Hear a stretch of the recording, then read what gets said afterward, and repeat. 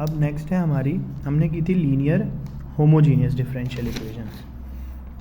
Next है हमारी linear non homogeneous differential equations with constant coefficients. ठीक है, इसमें थ्योरी बिल्कुल वैसी ही है कि होमोजीनियस या नॉन होमोजीनियस कैसे पहचानते हैं। होमोजीनियस में क्या होता था, हमें एक चीज़ जो फाइनल होती थी ना, वो ये होती थी कि इक्वल्स के साइड पे ज़ीरो है, ये हमें बताती थी कि ये इक्वेशन होमोजीनियस है। लेकिन अब नॉन होमोजीनियस में क्या होगा, ये ज़ीरो नहीं होगी, कोई फंक्शन होगा।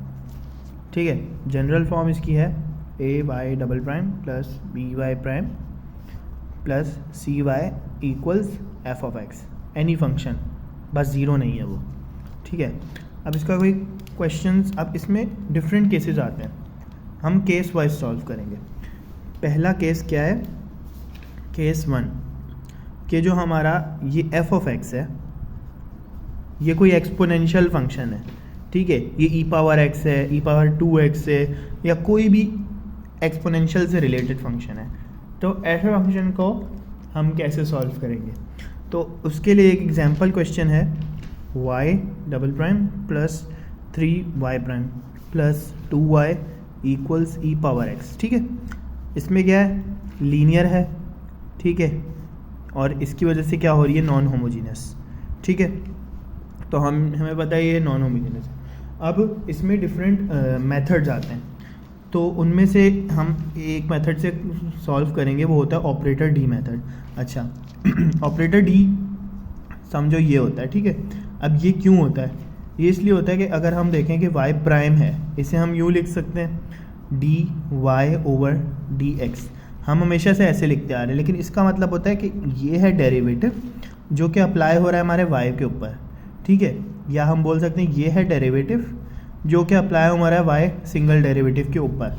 ठीक है, तो हम इसकी जगह ना ये d ले लेते हैं। ठीक है, या तो जब हम इसका सेकंड डेरिवेटिव लेंगे तो वो इस तरीके से लेंगे, तो इसकी जगह हम d² ले लेंगे। तो हम क्या बोलते हैं कि जहाँ y डबल डेरिवेटिव है वहाँ बोल दो d² है, जहाँ y सिंगल डेरिवेटिव है वहाँ बोल दो dy है। ठीक है, और यहाँ कांस्टेंट कोफिशिएंट जो इसके साथ था वो वैसे ही लिख देंगे प्लस 2, क्योंकि ये तो टर्म ख़त्म हो गई ना, यहाँ y ऐसे लिख दिया e पावर x। ठीक है, अब हम क्या करेंगे, y इन सब में कॉमन है, उसको हमने कॉमन कर देना है, तो वो हो जाएगा y d² plus 3d plus 2 equals e power x। सही है, अब क्या करेंगे, y इधर अकेला छोड़ देंगे, क्योंकि हम क्या कर रहे हैं, y के लिए सोल्यूशन निकाल रहे हैं ना, तो हम कोशिश करेंगे y को एक साइड पे अकेला कर दें। तो y equals 1 over d² plus 3d plus 2। ठीक है, और ये इस पे अप्लाई होगा। ठीक है, ये क्या है, ये पूरी डेरिवेटिव की टर्म्स है जो कि इसके ऊपर अप्लाई होती हैं। यहाँ तक हम आगे जितने भी केसेस करेंगे सेम स्टेप्स हैं, यहाँ से आगे चेंज होंगे। ठीक है, अब वो चेंजिंग किस पे डिपेंड करती है, इस पे, ये जो है ना इस फंक्शन पे। अब हमारे पास कहती है, जो हमारे ऑपरेटर डी मेथड है वो कहता है अगर आपका फंक्शन जो है एफ ऑफ एक्स वो एक्सपोनेंशियल है तो आप ऑपरेटर डी के लिए ये शिफ्ट लगाओ। ठीक है, इस डी की जगह जहाँ जहाँ डी नज़र आ रहा है वहाँ ए रिप्लेस कर देना। लेकिन अब ये ए क्या है, ए हमारे पास होता है, अब ई पावर एक्स लिखा है ना, तो ए जो है वो इस एक्स वेरिएबल का कोफिशिएंट है। यहाँ कुछ भी नहीं है तो ए हमारे पास 1 है, यहाँ 2 होता तो ए हमारे पास 2 हो जाता, वरना जो भी मतलब कोफिशिएंट होता। ठीक है, इस केस में हमारे पास 1 है ए, तो हम उससे रिप्लेस कर देंगे, तो हमारे पास ये इक्वेशन अब रिप्लेस हो जाएगी 1 ओवर 1² प्लस 3 1 प्लस 2 ई पावर एक्स। ठीक है, इसको सॉल्व करेंगे, ये 3 ये 1 ये 2 3 4 5 6, तो हमारे पास इसका आंसर क्या आ जाएगा 1 ओवर 6 ई पावर एक्स। ठीक है, अच्छा इसे हम कहते हैं पर्टिकुलर सोल्यूशन। सही है, एक तो ये होता है कि हमने नॉन होमोजीनियस का पर्टिकुलर सोल्यूशन निकाला है, लेकिन नॉन होमोजीनियस का एक जनरल सोल्यूशन होता है, उस जनरल सोल्यूशन को हम इस तरीके से रिप्रेजेंट करते हैं y of h plus y of p। हमने अभी इस जनरल सोल्यूशन का ये पार्ट निकाला है, ये पार्ट क्या है, ये है होमोजीनियस पार्ट। होमोजीनियस पार्ट कैसे निकालते हैं हम पीछे पढ़ के आए हैं पिछले लास्ट वीडियो में। ठीक है। अब लास्ट वीडियो में हमने पढ़ा था होमोजीनियस पार्ट कैसे निकालते हैं। होमोजीनियस के लिए तो होता है कि जो हमारी डिफरेंशियल इक्वेशन है वो राइट पे ज़ीरो हो। तो हम ये एज्यूम कर लेते हैं कि यही इक्वेशन है plus 3y prime plus 2y और राइट साइड पे हम ज़ीरो सपोज कर लेते हैं, ये हमारी होमोजीनियस। अब हम इस होमोजीनियस पार्ट का सोल्यूशन अगर देखें तो क्या बनेगा, हमारी ऑक्सिलरी इक्वेशन ऐसी बन जाएगी r² प्लस 3r प्लस 2।